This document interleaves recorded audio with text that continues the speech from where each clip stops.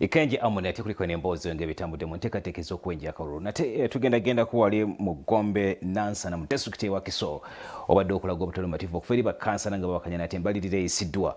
Embalirira eno eyisiddwa yakawumbi kamu n'obukadde 4 nga bagamba nti obudde bweyisiddwamu n'ensimbi eziteereddwa bagamba nti nnyingi kana akadde ebadde teyeetaagisa. Lwaki? Kati birabe.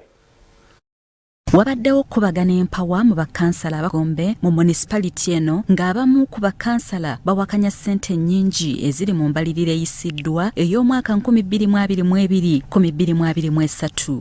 Bakkansala bano bagamba nti ssente nnyingi ez'embalirira akawumbi akamu mu obukadde 4 okubeera nga baziyisa kyokka ng'ate ebintu ebyali byabasuubizibwa mu mbalirira y'ekisanja ekiwedde tebikolwangako ne guno gwaka. Balambira eddwaliro ly'emigadde abasawo tebakyasula mu ddwaliro ennyumba zaabwe zabambukako amabaati ziri mu ebituli.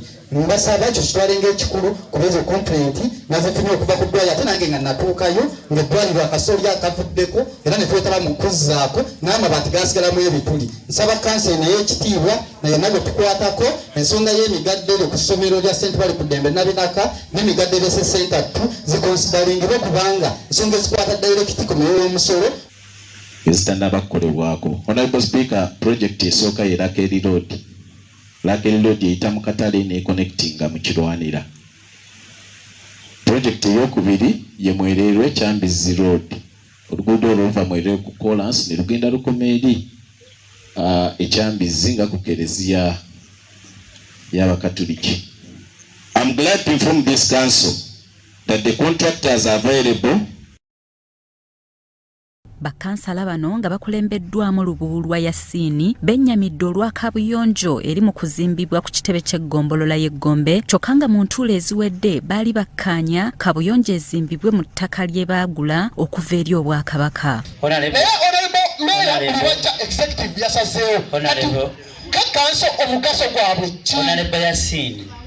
Thank you. Go back and you sit. Ensalawo ya kanso zonna kwe zituula amataka kwe zituula nga tegabeera ga bwannannyini nga gabeera ga Bwakabaka. Siraba lwaki bwe tujja wano tuba tuzze kukaayana bukaayanyi nga divizoni zonna ezisinga zitudde ku ttaka ly'Obwakabaka. Twandibadde nga tujja wano okuteesa nga tuteesa nga tussa kimu ne tusobola okubeera nga tutwala Gombe mu maaso. Kyokka bano Meeya Kasiriivu ne Ssaabawaali w'Eggombe Dr. Eric Serugo babannyonnyodde ensonga lwaki kabuyonjo eno ezimbibwa ku kitebe ky'eggombolola. Mujidde ebyobulamu ne mubikabika n'ettaka. Nja kubasaba kusaba ensonga ya toyireti temugiteesa nako kubanga yabyabulamu. Toyireti eri ku ggombolola ejjudde. Ekyokubiri mwawula ettaka ne toyireti eri pulojekiti yabaweebwa kuzimba ki ne toyireti era endala eriwo era eri ku ttaka lya Kabaka.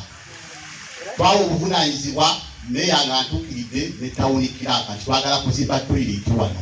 Waliwo poliisi ne bawo olukusa ne tubagamba muteekewo toyireti awo naye saawa eno mwatuse wano saawa 3 muteesa ku kimu kya toyireti. Matiya Lwangabwanika ssentebe wa disitulikiti y'e Wakiso nga naye yeetabye mu lutula lwa kkansa eno olw'okuyisa embalirira nga lubadde lukubirizibwa Sipiika Herbert Nsimbi asabye bakkansala okukomya okugattika ebyobufuzi mu nsonga ezikulaakulanya ebitundu byabwe.